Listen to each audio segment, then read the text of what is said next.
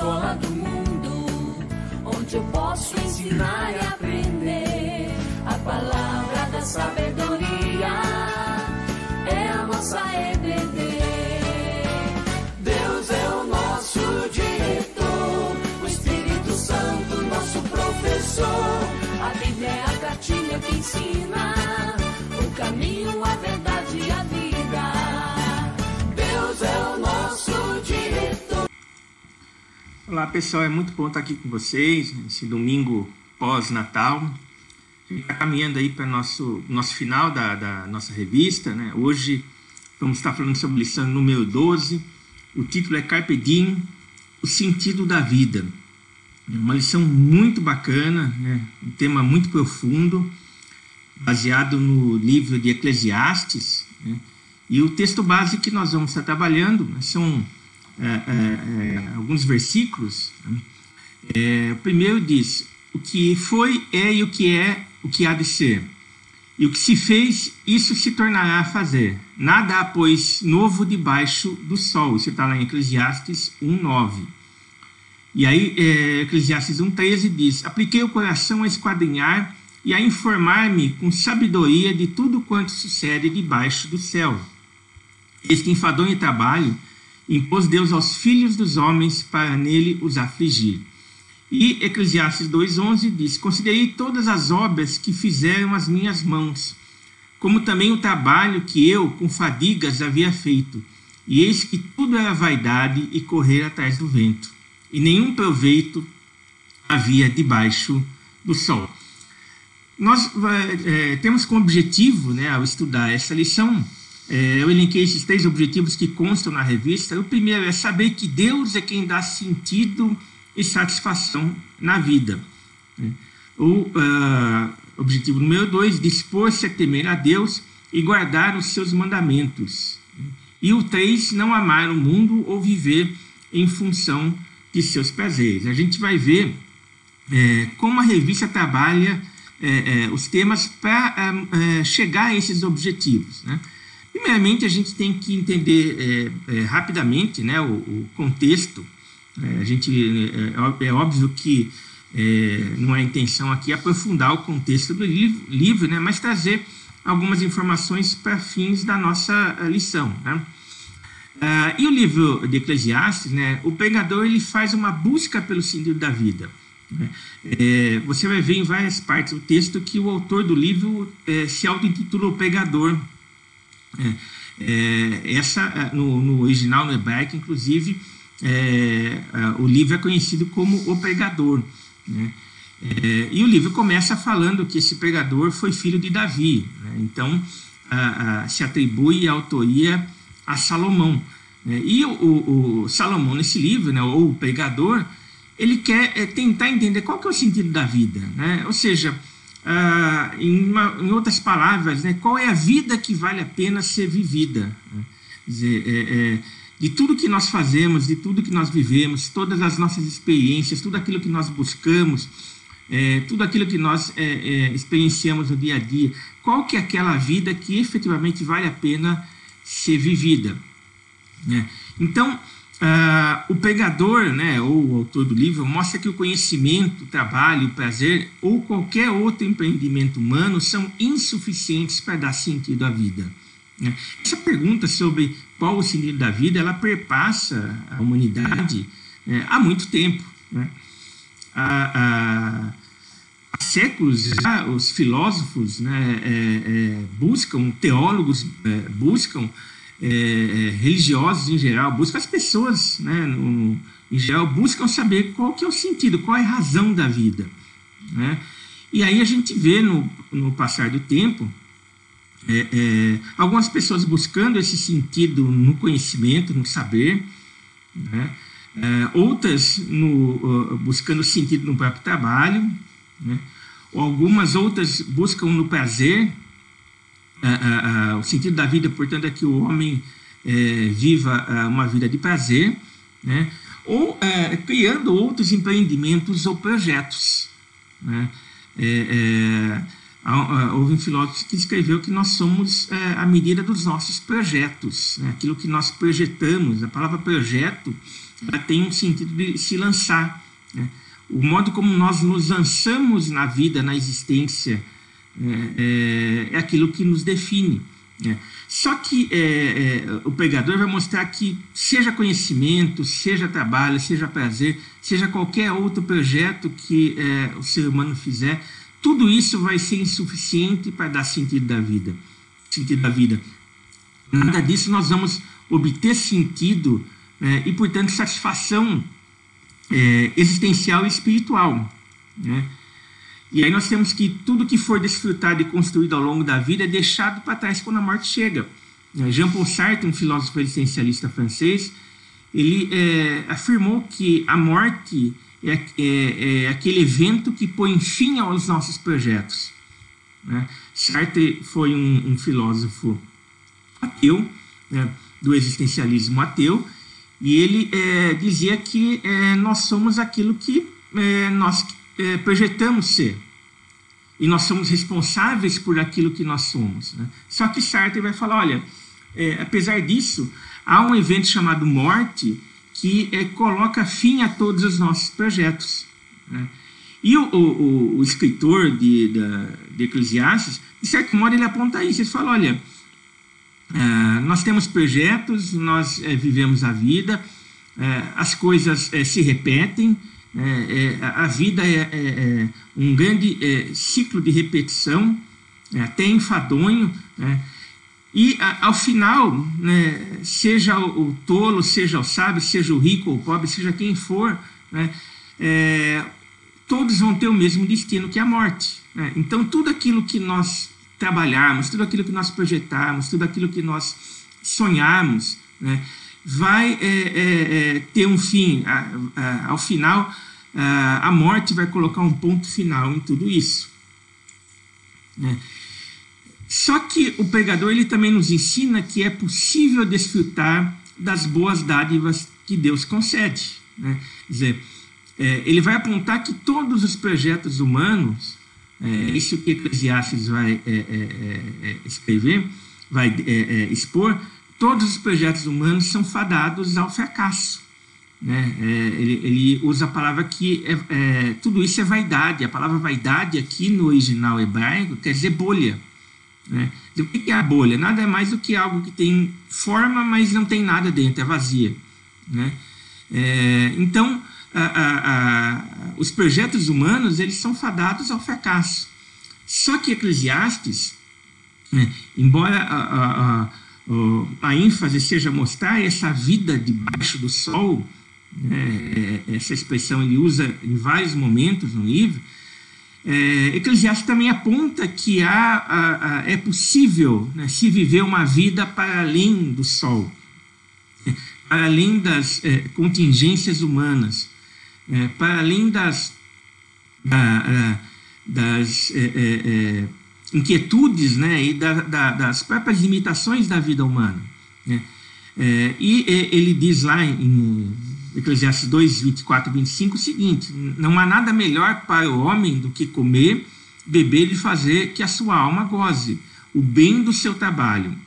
Quer dizer, a busca pelo prazer, né, pela satisfação com o trabalho, isso não tem problema, não é algo que é um problema em si mesmo, né? Só que ele fala, isso não é problema, na realidade não há nada melhor do que fazer isso, né? Só que ele fala, no entanto, vi também que isto vem da mão de Deus, pois separado deste, quem pode comer ou quem pode alegrar-se? Quer dizer, aquela condição humana, né, que é viver debaixo do sol, né, com projetos fadados ao fracasso, né, com uma insatisfação em relação à vida, o pregador está mostrando aqui, olha, a gente pode viver, pode gozar das benesses e dos prazeres da vida, né, só que a gente tem que entender que tudo isso vem da mão de Deus. Quer dizer, qualquer projeto humano, né, qualquer sonho, qualquer tentativa, né, de uma vida que vale a pena ser vivida, ou qualquer ideia de uma vida que vale a pena ser vivida, ela só tem sentido é o que o pregador está falando, quando nós fazemos isso, não separados, né, de Deus, né, mas entendendo que tudo isso é dádiva de Deus. Né? Quando ele fala que, pois separado deste, quem pode comer ou quem pode alegar-se, ou seja, qualquer projeto humano, né, qualquer vida humana que seja uma vida separada de Deus é uma vida, um projeto fadado ao fracasso, né, e uma vida que não vale a pena ser vivida. Então a pergunta que a gente chega é, bom, qual então é o sentido da vida? Né? O que dá sentido à nossa vida? Né? O que dá sentido à nossa existência? Né? O que pode tornar os nossos projetos não projetos fadados ao fracasso, mas projetos que possam triunfar, né? Qual que é o sentido? Né? E a gente entende a partir do que o pregador nos coloca, ou nos colocou até agora, que o sentido da vida não pode ser encontrado em projetos meramente humanos. Quer dizer, você tem um sonho, um projeto de uma vida profissional, e você planeja, você idealiza uma vida profissional, você estuda, você se prepara para a vida profissional. Tudo isso, né, não vai te dar sentido. Ou você põe aposta suas fichas, né, no dinheiro, nas riquezas, né, isso também não vai te dar sentido à vida. Né?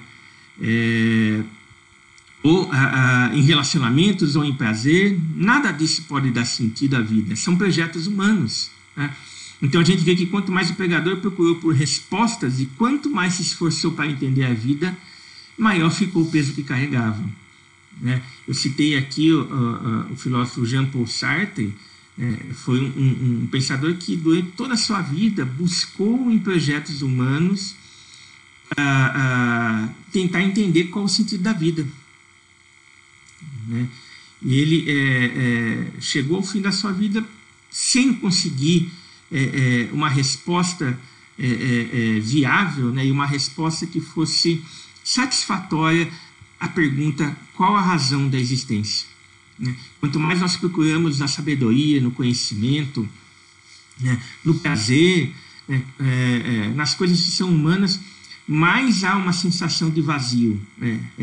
Essa é a sociedade contemporânea, uma sociedade que tem acesso a uma inúmera quantidade, né, gigantesca de informação, mas ela não tem com isso a capacidade de responder a essa questão simples, né, do que é o sentido da vida, né, porque ela busca em projetos humanos. Só para vocês terem uma ideia, né, com relação ao conhecimento humano, né, a gente pode falar aí que até 1500, até o ano de 1500, né, desde o começo da existência humana na Terra, levou todo esse tempo, até o ano 1500, para que o conhecimento humano dobrasse. Né?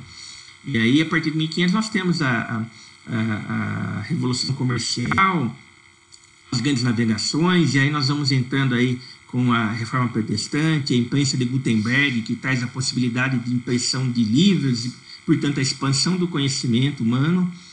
Né?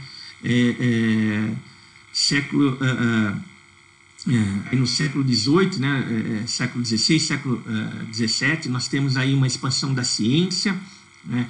E aí a gente vem o iluminismo, e a razão toma a preeminência na condução dos projetos humanos, né? E todo o conhecimento científico sendo produzido, né? E aí essa dobra do conhecimento passa a ocorrer de forma mais rápida, né? A cada 100 anos, a cada 50 anos, a cada 25 anos, né? Hoje se estima que o conhecimento humano dobre a cada 73 dias. Né? Ou seja, a gente está em dezembro, lá para março, o conhecimento humano que nós temos hoje praticamente dobrou. Mas nem por isso o vazio humano diminuiu. em relação a essa simples pergunta do que qual o sentido da vida, né? Quanto mais o conhecimento humano dobra, né, e aqui eu não estou me colocando e pregando contra a ciência, pelo contrário, eu sou um grande defensor da ciência, né, mas a ciência ela tem sentido quando ela está atrelada a Deus, ao conhecimento de Deus. É isso que a gente acabou de ler, né, em Eclesiastes, né? Quer dizer, todo e qualquer prazer da vida só faz sentido se tiver ligado a Deus, né? E a ciência, pela ciência, ela produz um conhecimento que não responde às questões e aos anseios existenciais do ser humano. É isso que nós devemos entender, né? Quanto mais nós buscarmos em projeto humano, em projetos humanos, qualquer que seja a resposta a qual o sentido da vida mais vazio nós vamos nos sentir. E a gente vê lá em Eclesiastes 1,14: atentei para todas as obras que se fazem debaixo do sol, e eis que tudo era vaidade e correr atrás do vento. Lembrando aqui que a palavra vaidade é bolha, né?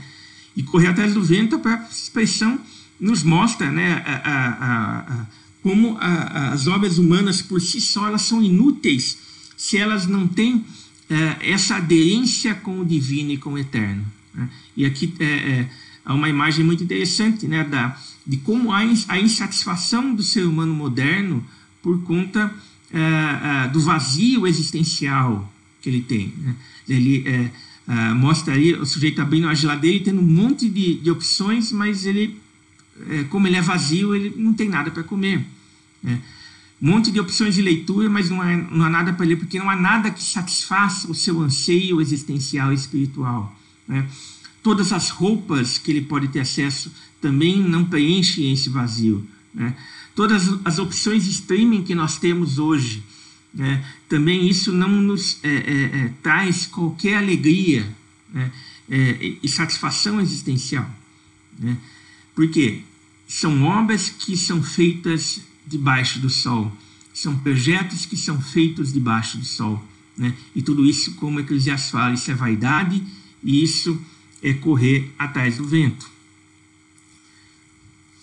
E aí nós vemos, de certo modo, o pregador nos colocando contraste em relação a essa vida debaixo do sol, né, e aquela vida que nós podemos ter quando nós caminhamos acima do sol, né, quando nós caminhamos com Deus, né, quando nós olhamos a vida pela ótica divina.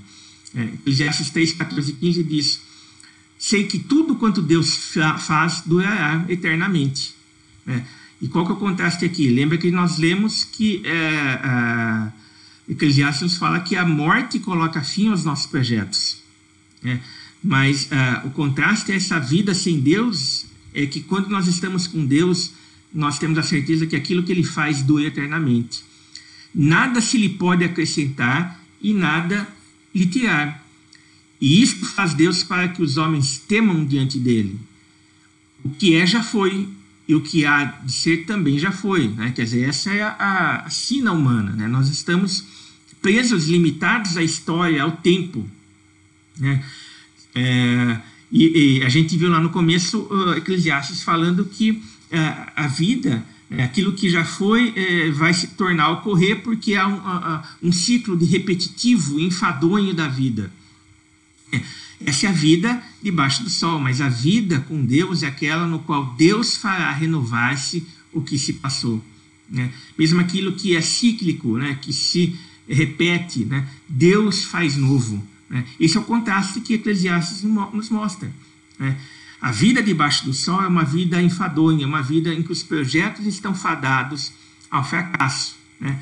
Mas uma vida com Deus é uma vida em que nós temos a certeza de que as coisas vão ser renovadas, né? Então nós vemos aqui, o pregador expõe o contraste: sem Deus tudo é vaidade e correr atrás do vento, e nada há de novo. Com Deus há sentido e renovação. Deus há sentido, portanto, a vida, né? E se você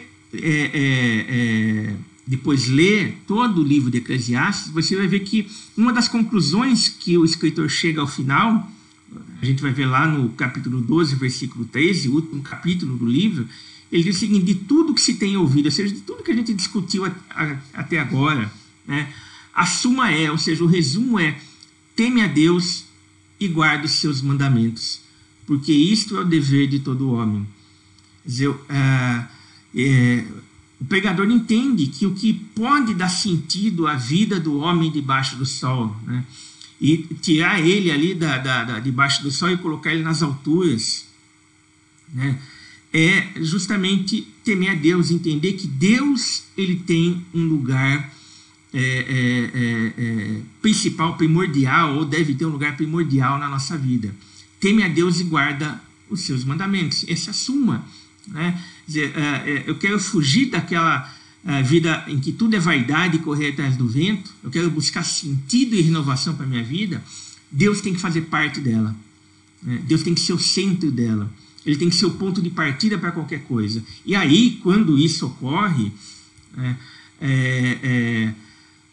o trabalho passa a fazer sentido, os estudos passam a fazer sentido, meus projetos, meus sonhos que são colocados agora no altar de Deus passam a fazer sentido, né, e passam a ter o gosto da eternidade, né, porque com Deus sempre há sentido e renovação. Bom, eu estou falando para uma classe de adolescentes, né, e aí eu trago uma pergunta, né, o que o jovem, o adolescente deve fazer, né? A gente viu aí esse contraste da vida debaixo do sol, uma vida de vaidade, com uma vida que efetivamente vale a pena ser vivida, né? E para quem é jovem, para quem é adolescente, né, Eclesiastes traz alguns conselhos, mas eu separei aqui dois, né, que eu considero fundamentais e importantes, né, e que se baseiam em dois textos que são bem conhecidos, né? Então, o que o jovem adolescente deve fazer? Primeiro, alegrar-se e depois lembrar-se, né? Nós vamos entender o que significa isso, né? A gente vai lá em Eclesiastes 11:9 e diz: alegra-te, jovem, na tua juventude, e recreia-se o teu coração nos dias da tua mocidade. Anda pelos caminhos que satisfazem ao teu coração e agradam aos teus olhos. Sabe, porém, que de todas estas coisas Deus te pedirá contas, né? Então, a juventude, a adolescência é um momento de alegria, né? É um momento que a gente tem que buscar alegria, que nós temos que buscar satisfazer ou projetar, né? Sonharmos. Esse é o momento, né? A gente, na juventude que a gente sonha, que a gente projeta, né? Que a gente busca aquilo que agrada aos nossos olhos. Só que o texto coloca: de todas essas coisas Deus te pedirá contas, né? Significa, portanto, alegrar, né? Qual o sentido aqui, né, de se alegrar, né? Não há um perigo, lendo simplesmente só o texto, esse texto que eu estou colocando, Eclesiastes 11:9, de achar que, portanto, eu fazer aquilo que me dá na telha, eu buscar o meu prazer, eu buscar uma vida hedonista, né, de satisfação própria. É isso que é o correto? É isso que Eclesiastes aqui está falando, né? E aqui vai uma dica, né? A gente não pode ler a Bíblia fora do próprio contexto dela, ou ler um texto fora do próprio contexto, né? E nós entendemos todo e qualquer texto dentro do contexto do livro, da passagem que ele foi escrito, e dentro do contexto da própria Bíblia, né? Então, o alegrar-se aqui de Eclesiastes, né, tem um sentido, olhando todo o livro de Eclesiastes, que deve estar atrelado com o andar ou alegrar-se com Deus.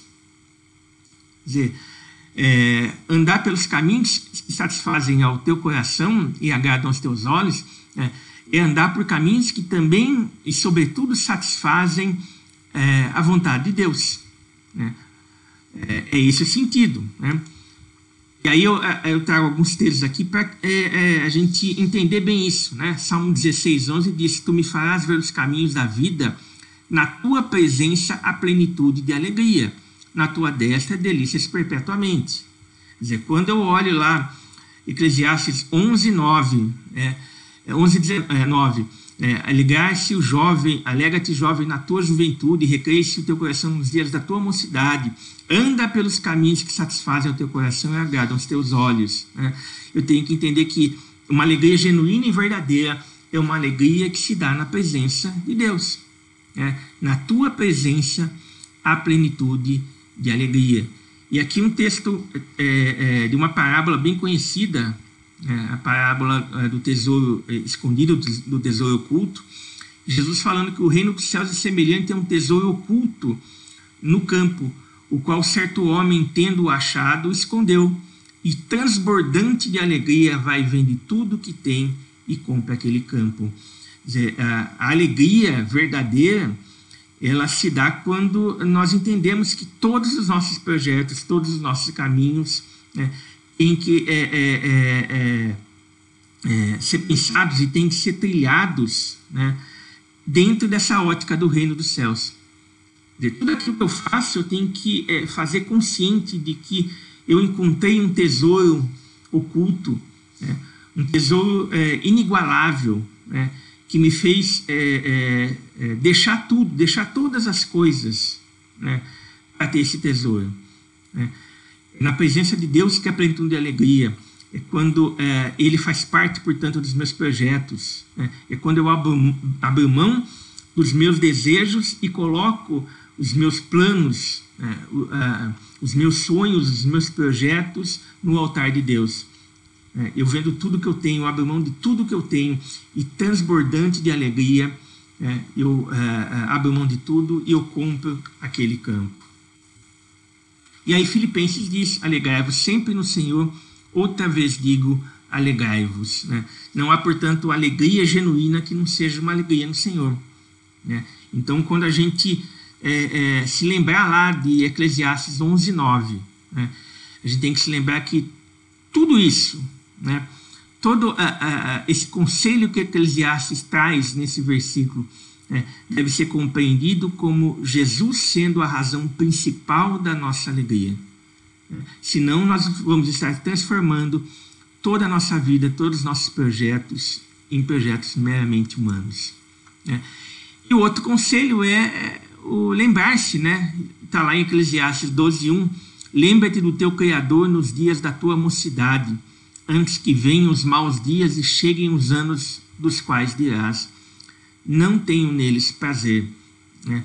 O que Eclesiastes está nos falando aqui é que andar com Deus não deve ser uma coisa para depois, né? Você que é adolescente, né, você tem que se lembrar de Deus, se lembrar do Criador agora, né? Não é o momento de você viver a sua vida e fazer aquilo que você quer, né, de acordo com a sua vontade, sem que Deus tenha lugar na sua vida, né?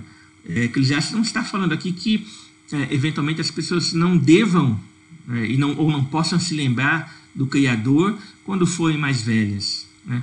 Mas para vocês que são adolescentes, esse é o momento, o momento de se lembrar de Deus, o momento de colocar Deus como centro da vida, da existência, dos projetos, como aquele que vai dar sentido, e aquele que vai dar resposta àquela pergunta: qual o sentido da vida? O momento é agora, né? Lembra-te do teu Criador nos dias da tua mocidade. E aí, um texto bem conhecido, Lamentações 3:21, quero trazer à memória o que me pode dar esperança. Quando você for mais velho, e você puxar lembranças, memórias da sua existência, né, o que você vai poder se lembrar? Aqui, Lamentações está mostrando: eu quero trazer à memória o que me pode dar esperança. E o momento de construir memórias, que podem dar esperança é agora. Por isso que a gente leu lá Eclesiastes 12:1, lembrar do Criador nos dias da tua mocidade, é saber que agora é o momento de você construir essas memórias que vão te dar esperança lá no futuro. Deus não é um projeto para depois. Deus não é uma ideia para mais tarde. Mas Deus tem que ser uma realidade, para agora. Para você que é adolescente, Deus tem que fazer parte da sua vida agora. Ele tem que ser o centro da sua vida agora e não depois. E como conclusão, né, de toda a revista dessa lição, a gente pode citar esse texto de Mateus 6:33, quando Jesus fala: buscai, pois, em primeiro lugar o seu reino e a sua justiça, e todas essas coisas vos serão acrescentadas. Quando Cristo ocupa o centro da nossa vida, toda a nossa vida passa a fazer sentido. Ele é a resposta definitiva, e suficiente à pergunta: qual o sentido da vida? O sentido da vida é Jesus como Senhor e Salvador da nossa vida. Que Deus nos ajude a entender essa verdade, e não só entender, mas viver isso de forma profunda.